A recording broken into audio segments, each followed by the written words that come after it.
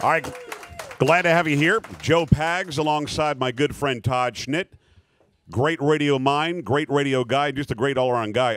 We're getting questions, I guess, via 1200 WOAI's Twitter account or Facebook page. Have you guys got a Karina, are we getting any questions over there, or are people just sort of chilling and listening to us live here? Okay, you can go to the website to either the Twitter or the Facebook. Now, I say the Twitter and the Facebook just to sound old. I know that it's not, that there's no article there, but I use it anyway. Yeah, but remember, with Zuckerface, it was the Facebook. That is his original name. It was Mark Zuckerface. This gentleman here, I believe, had a question or a comment about the military in light of Obama. What's your name? Where are you from? What are you thinking? My name's Justin. I'm from here in San Antonio. God bless you for coming in today. You okay? You tired? Exhausted. All right, Justin, what's on your mind, my friend? About a month ago or so, Obama had come out and said that the war on terror is over. With that statement and with what I've been seeing as far as the military actions is, if the war on terror is over, why do we still have troops over in Afghanistan and overseas? It wasn't Obama that said that. It was an unnamed State Department source in his administration that actually said that the war on terror was over. His name was Smaraks Momama. Yeah, and it wasn't Barack Obama. It was, and then of course we had the new underwear bomb plot that had just hatched. War on terror. No, you're right. It was someone in the State Department that had said that. Now, does that reflect the Obama administration's feeling?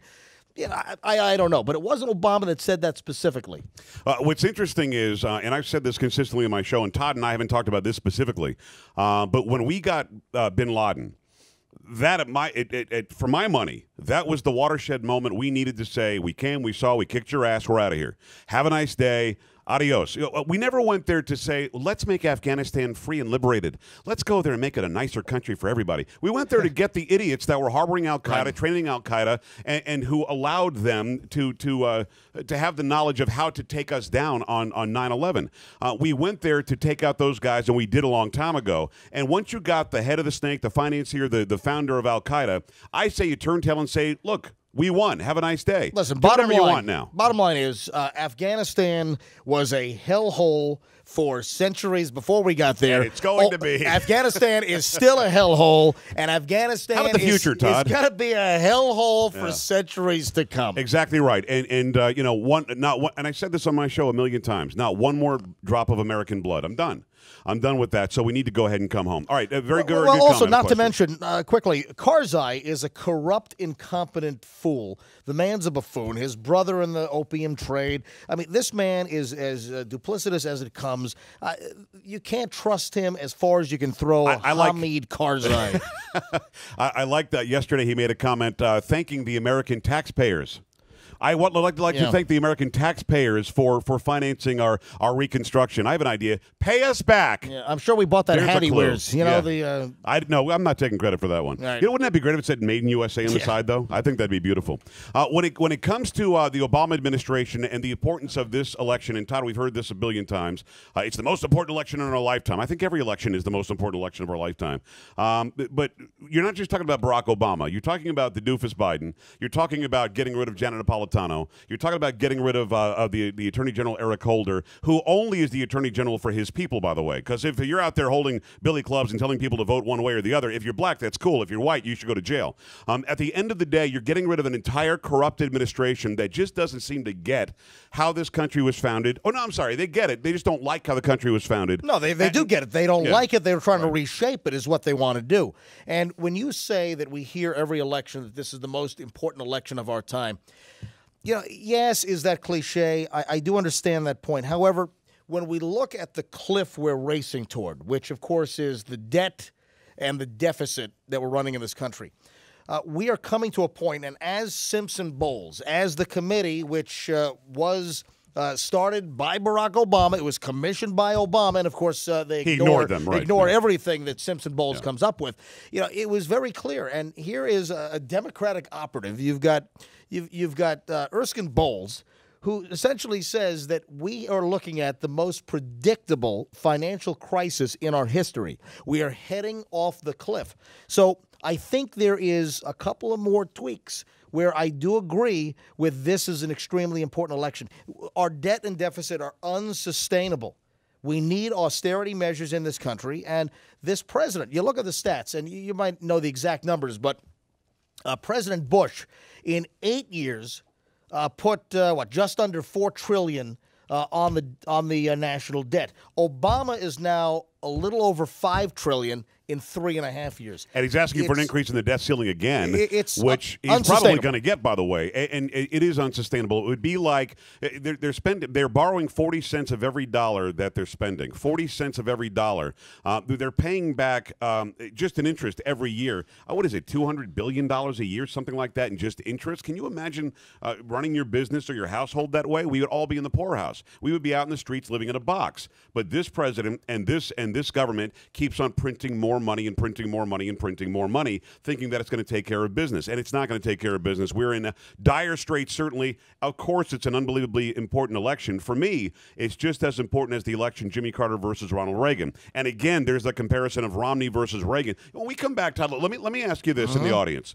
When we come back, and I'll take your question too when we come back. Well, I'll ask you this question. Is the comparison between Reagan and Romney fair? Is it unfair to Romney? Is it even something that we should think about? Well, and how do you feel about Barack Obama constantly comparing himself to Ronald Reagan? Quick break here. When we come back, it's the Joe Pag Show along with Todd Schnitt on News Radio 1200 WOAI and 92.5 The Patriot. Really glad to have you here. Thanks a lot for stopping by. Watch the live stream at our Facebook page by clicking on the live stream tab, or go to the homepage or the radio zone at WOAI.com and click on Watch Now. Glad to have my friend Todd Schnitt here, a leader in talk radio in this country, and I'm proud to sit next to him. I'm proud to have sat in for him. We've got a question here. Give me your name and where you're from and what's on your mind. Ron from San Antonio. Yes, sir. And more of a statement than a question is that if anyone's been paying attention to what's been going on in our country the last 3 years that Obama's been president, the attack on small business, like the Gibson Guitar Company being raided. Ridiculous, right? Yes, the Amish being attacked for their selling unpasteurized milk, just on and on, attack of the small business, trying to stomp us out. And that isn't enough just to persuade people, say, you know what, I think it's time we need a change in the White House. All right, so it's a great statement. I mean, absolutely, he's been going after small business that doesn't want to get in line with his new regulation. He wants to tell small business, do it my way, or you can't have that business, and that's never been the American way. Very good comment. And that's one of the clear hindrances in economic recovery, and that's just get out of the way of business.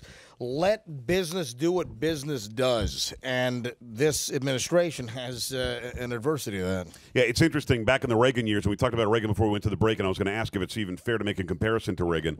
In the Reagan years, he took the top tax rate from 70 down to 28. He never came up with trickle-down economics, but others did. Actually, those who were against him called it trickle-down economics as like it was going to be a pejorative, but it really did work. I mean, if you lower business tax that much, if you lower the high-level tax, my bosses, Todd's bosses, make a ton of damn money, and I'm glad they do, and I want them to pay the lowest taxes possible so they have more money left to pay me and to hire more people around me and to fill this building and great facilities around the country and internationally with employees. I mean, that's the way it works. Do we have time to dissect the Arthur Laffer curve? The Arthur Laffer was the economic specialist for Reagan. I got to tell you something. At the end of the day, you've got millions upon millions of new jobs during Reagan. Under Bush, even, who was a spendthrift, I thought Bush II, George W., spent too much. Still, when he lowered taxes and he gave us 2 tax breaks, everybody who paid taxes got money back. They got a tax break, and we saw unemployment rates for a while under Bush at about 4-something%. You know, the Laffer curve, which if you're listening on the radio, you're in the room,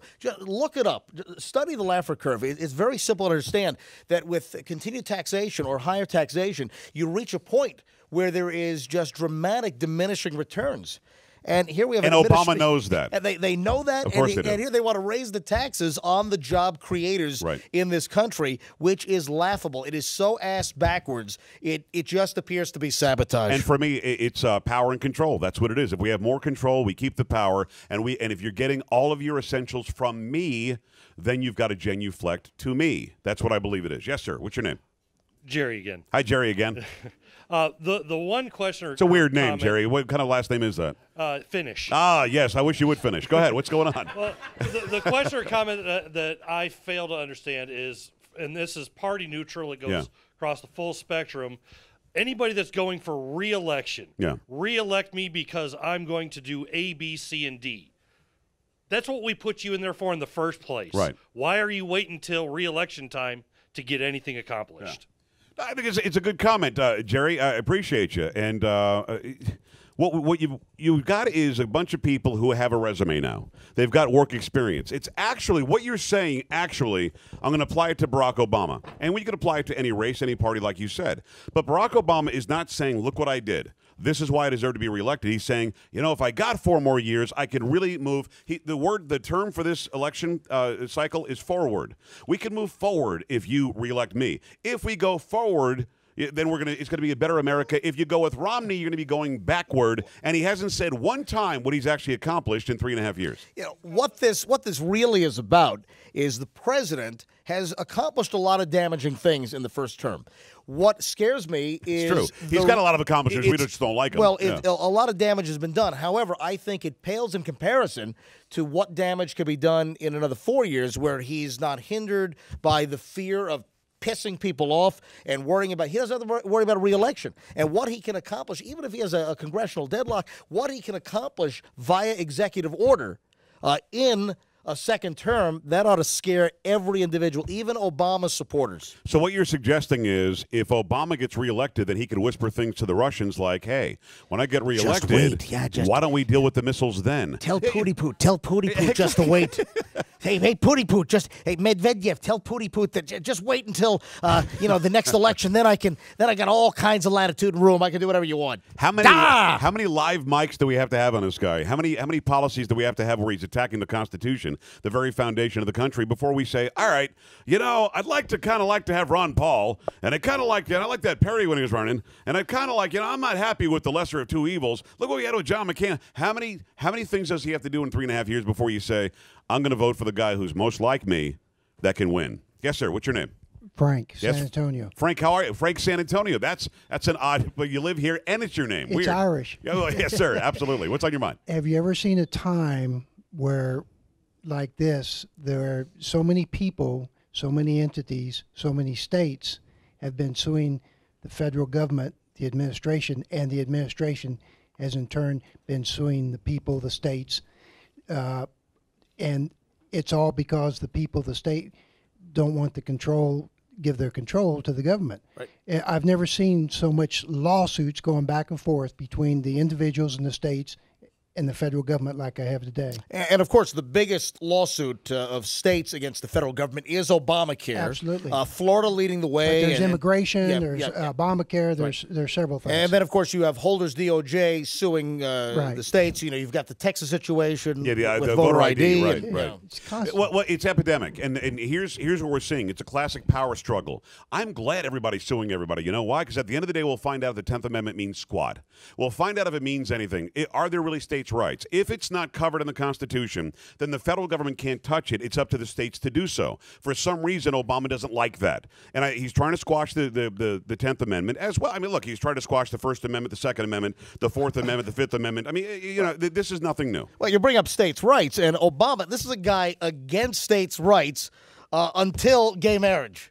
Right. That's up to the states. Yeah. When it's convenient. And it's a farce. It's a joke. And listen, I'm not Mr. Obama basher. I'm Mr. Reality. And there's so much before our eyes on a daily basis that ought to get you to question what this man and what this administration and what his ideology is all about. I'm glad you're not Mr. Obama basher, because we all know I am. So, I mean, that would be weird if we had two of us up here. At the end of the day, the suits don't even make sense on their face. To sue on voter ID, we all know that the voter ID law was written verbatim, word for word, period, comma, punctuation to punctuation with the Indiana law that passed Supreme Court muster. They said it's constitutional.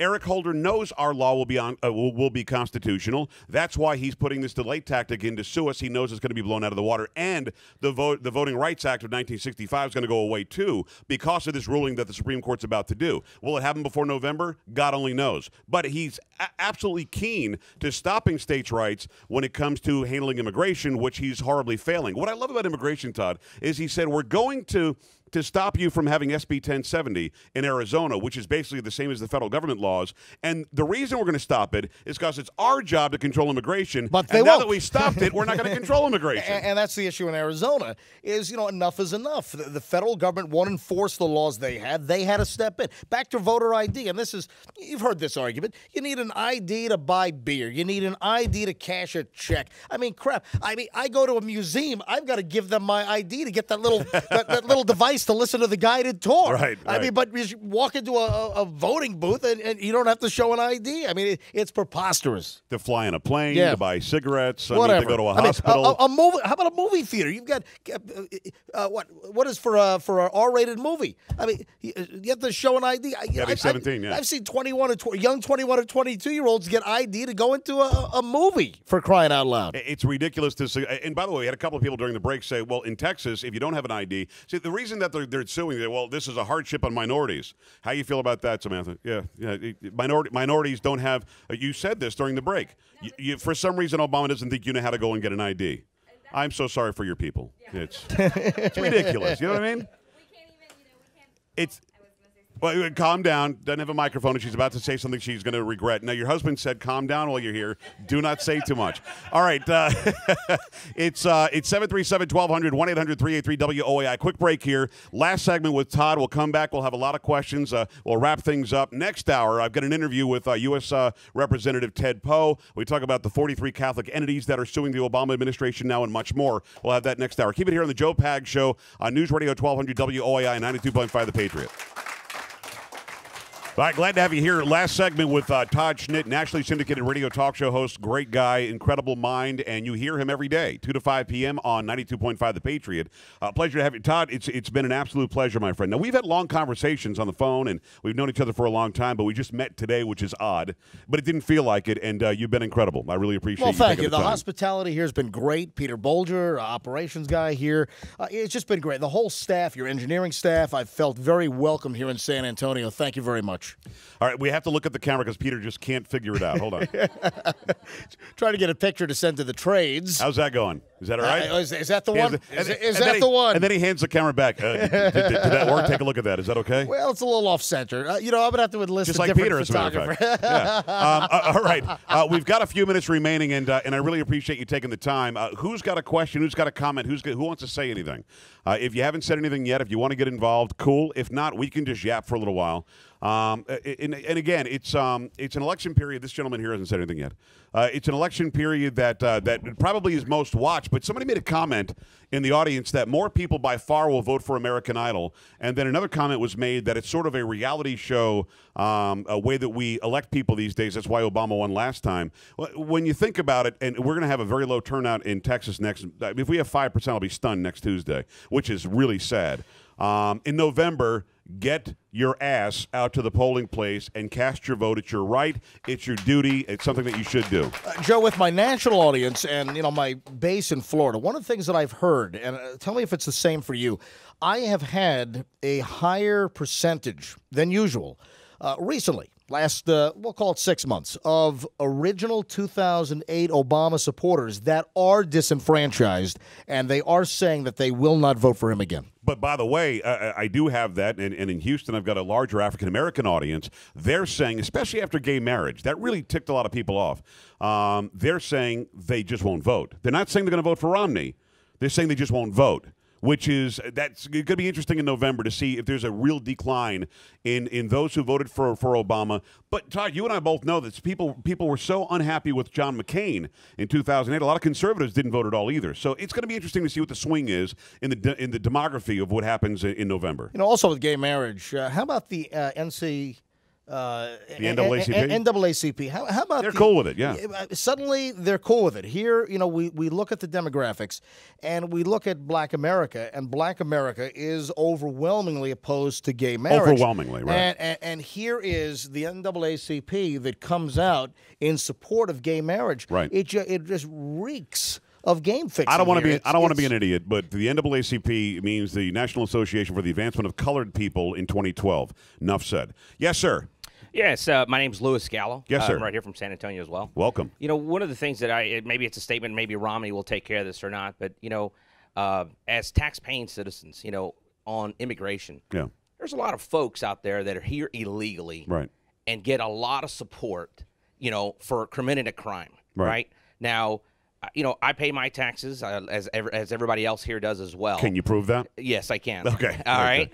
But if someone in my immediate family needed help, Yeah. if they needed something, they would right away say, no, I'm sorry, your dad makes way too much money. You got to walk away. You got to do something else. But then you got someone going across in the same office going, hey, you know what? I have no papers. I got nothing to prove. I've never put nothing into the system. But then again, I want this. And they get it. And they get it day in and day out. Well, not to make you even angrier, and Joe, I don't know if you covered this. How about the story out of Indiana where it's going on nationally, but it was discovered in Indiana where illegal immigrants are gaming the system and getting essentially tax credits by filing for their kids, and their kids live in Mexico. They're filing 14, 20 dependents, and they're getting thousands of dollars back every year. Some of them are even south of the border, not even illegal in this country. Yeah. So and just to make another point that this country does provide the proper avenue to do things right. My mom is from No Laredo, Mexico. Right. 6th, 7th, 8th grade education. I came in. I served in the Air Force for 21 years. Great. Went and got my degrees. Got a master's degree. There's systems in place to do it the right way. I welcome everyone. This is exactly. America. This is an amazing melting pot. I don't care what your ethnicity is. I don't care what your religion is. This is America. We're a country that is a fabric, a tapestry that's made up of all types. I just want you to play by the rules and come here legally. Exactly. Right, exactly right. And that's what I want. The question I welcome is, everyone legally. We're out of time, but I don't know that Romney's the solution on this. I think that Congress has to be the solution on this. They've got to tighten up the border. They've got to do something. They've got to use their brains. And I think a good first place to start, and we really got to go, is cut off the entitlements and the ability to have entitlements if you come here illegally. If you take away that, I think that people will start coming the way my grandfather did. We solved it all. We fixed all of the world's and the U.S. problems. High five, Joe Pags. All right. We want to thank Todd Schnitt. Big round Thank of applause for Todd Schnitt. 2 to 5 p.m. Monday through Friday on the Patriot. He's also on satellite and whatever other radio. He's all over the place. He's a national star, and I'm proud to have him here in our humble abode in San Antonio. It's great. And the Patriot is 92.5 FM. I'm on 2 to 5, and it is the sister FM talk station to WOAI. All right, a quick break here. We've got another big hour of the Joe Pag Show. I'll go upstairs. I'll give you my interview with Ted Poe and much, much more on News Radio 1200 WOAI. Beautiful, brother. Thank you, buddy. Really great. We actually said pretty good together on the radio.